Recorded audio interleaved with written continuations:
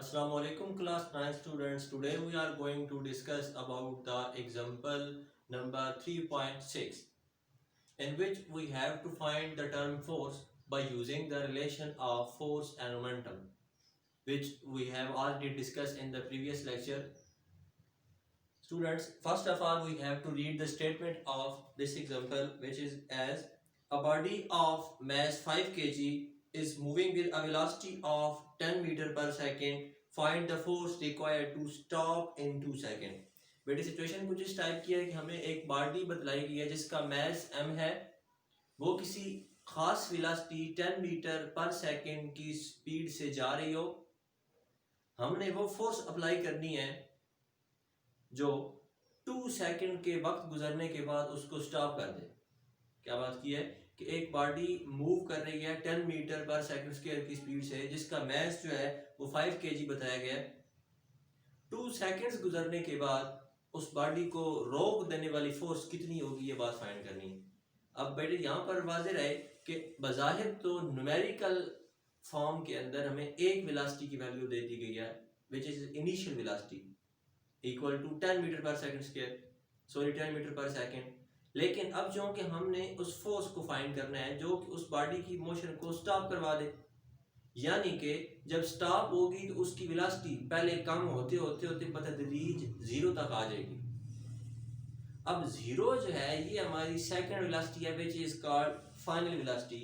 बेटे ये बात आपने स्टेटमेंट से लाजमी कंक्लूड करनी है कि चूंकि ये बॉडी रुक रही है तो इसकी जो चेंज वेलोसिटी में फाइनल की सूरत में चेंज वेलोसिटी आएगी वो होगी फाइनल वेलोसिटी, और वो जीरो होगी, यानी कि रुकेगी साफ ज़ाहिर तब जब पहले उसकी कुछ वेलोसिटी और थी वो कम होते होते एंड पे जीरो हुई है। फाइनल वेलोसिटी कहते हैं जहाँ पर हमारी चीज़ एंड हो रही है, जहाँ पर हमारी कंसीडरेशन वेलोसिटी रुक रही हो।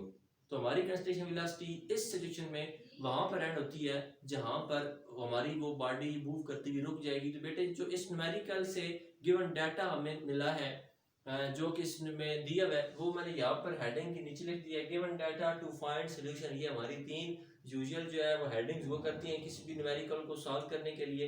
अब इस न्यूमेरिकल की स्टेटमेंट में हमें सबसे पहले मैथ दिया हुआ था 5 kg, फिर इनिशियल वेलोसिटी दी हुई थी 10 मीटर पर सेकेंड, देन हमें बताया गया था कि टाइम 2 सेकंड स्पेंड होने के बाद वो वेलोसिटी खत्म हो जाएगी, यानी कि 10 मीटर पर सेकंड जो है वो कम होते होते जीरो तक आ जाएगी 2 सेकंड्स के बाद। इस वेलोसिटी को हमने फाइनल वेलोसिटी का नाम दिया है, और ये काम जो हुआ है ये कितनी फोर्स लगने के बाद हुआ है, ये चीज हमने फाइंड करनी है। तो फोर्स जो फाइंड करनी थी टू फाइंड कैडी में आ गई। अब सॉल्यूशन के अंदर हमने पिछले आर्टिकल का ये रिलेशन यूज करना है। As we know that force is equal to rate of change of momentum, it's mean कि F is equal to Pf minus Pi divided by T. Here Pf is equal to final momentum and Pi is equal to initial momentum. Generally we know that P can be stated as, या momentum can be defined as P is equal to mv. बेटे P की value क्या होती है mv। अब Pf क्या हो जाएगा mvf और Pi क्या हो जाएगा mvi। मेरी बात समझ रहे हैं कि जो जनरली होता है वो P is equal to M V होता है, लेकिन हमारी सिचुएशन में हमने दो बातें करनी है अलग, एक पी एफ की और एक पी आई की।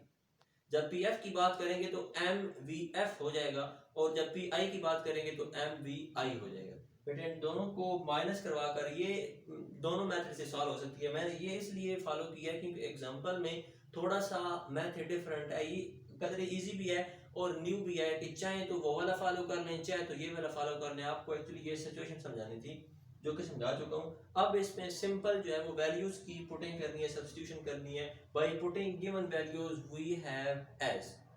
अब बेटे वैल्यूज को इस रिलेशन में पुट करने के बाद देखें क्या बनता है।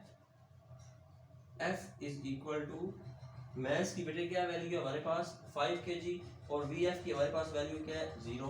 तो हम इनको इनटू यानी कि मल्टीप्लिकेशन की सूरत में लिख देते हैं 5 इंटू 0, यानी कि m v f minus m v i, ये माइनस लगाया m की जगह पर, फिर 5 और वी आई की जगह पर 10 मीटर पर सेकेंड जो हमें गिवन था, डिवाइडेड बाई t है तो हम डिवाइडेड बाई t की वैल्यू यानी कि 2 सेकेंड्स को डिवाइड करवा देते हैं। अब बच्चों ये 5 जो है वो 0 के साथ मल्टीप्लाई होकर 0 बन जाएगा, तो हमारे पास जो रिलेशन बचेगा वो क्या बचेगा, वो इस साइड पर देखें यहाँ पर तो ये 5 0 के साथ मल्टीप्लाई होकर वैनिश होगी, टर्म खत्म होगी। और यहाँ पर 10 5 इधर कितना हो जाएगा 50, तो हमारे पास ये बचता है -50 डिवाइडेड बाई 2। तो बेटे ये कैंसिल होकर जो है वो 25 न्यूटन की फोर्स हमें चाहिए है किस काम के लिए, 10 मीटर फी सेकंड की रफ्तार से चलने वाली एक बाल्टी जिसका मैस 5 kg है, तो उसको रुकवाने के लिए 2 सेकंड्स के अंदर अंदर हमें 25 न्यूटन की फोर्स चाहिए थी, जो कि हमने कैलकुलेट कर लिया। तो बेटे आज का लेक्चर इतना ही था। अपना ख्याल रखने, मिलते हैं अगली वीडियो में, तब तक के लिए अल्लाह हाफिज़।